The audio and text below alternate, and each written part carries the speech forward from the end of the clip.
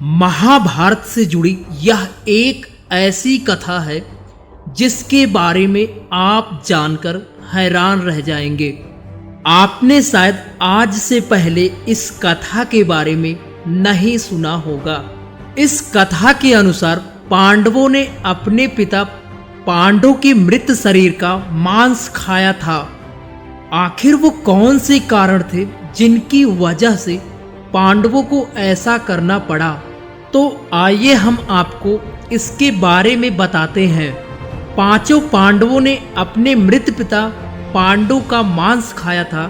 उन्होंने ऐसा क्यों किया, यह जानने के लिए हमें पांडवों के जन्म के बारे में जानना होगा।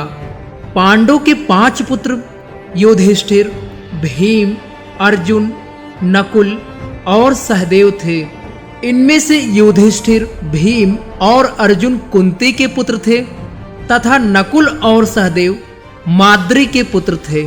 पांडु इन 5 पुत्रों के पिता तो थे, लेकिन इनका जन्म पांडु और कुंती तथा माद्री के मिलन से नहीं हुआ था, क्योंकि पांडु को श्राप था कि वह जैसे ही किसी स्त्री से मिलन करेगा उसकी मृत्यु हो जाएगी। इसलिए पांडु के कहने पर यह पुत्र कुंती और माद्री ने भगवान से प्रार्थना करके प्राप्त किए थे। पांडु को लगता था कि उसके पुत्रों में उसका अंश नहीं है, इसलिए जब उसकी मृत्यु हुई तो उसने अपनी मृत्यु से पूर्व अपनी पत्नियों से वरदान मांगा कि उसके बच्चे उसकी मृत्यु के बाद उसके शरीर का मांस मिल बांट कर खाएं, ताकि उसका ज्ञान उसके बच्चों में स्थानांतरित हो जाए। पांडवों द्वारा पिता का मांस खाने के संबंध में 2 कथाएं प्रचलित हैं।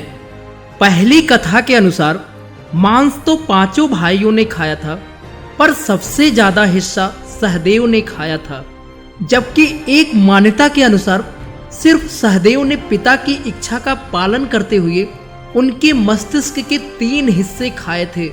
पहले टुकड़े को खाते ही सहदेव को इतिहास का ज्ञान हुआ और दूसरे टुकड़े को खाने पर वर्तमान का ज्ञान हुआ और तीसरे टुकड़े को खाते ही भविष्य का ज्ञान हुआ।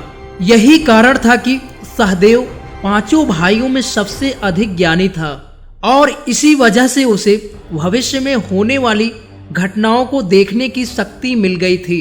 शास्त्रों के अनुसार श्री कृष्ण के अलावा सहदेव ही मात्र एक ऐसा व्यक्ति था जिसे भविष्य में होने वाले महाभारत युद्ध के बारे में संपूर्ण बातें पता थी।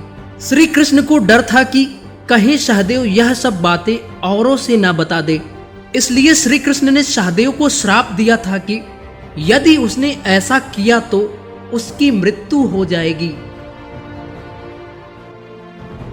दोस्तों, अगर आपको ये जानकारी अच्छी लगी तो लाइक करें और चैनल को जरूर सब्सक्राइब करें, ताकि आने वाले इस वीडियो आप मिस ना कर सके। तब तक के लिए नमस्कार।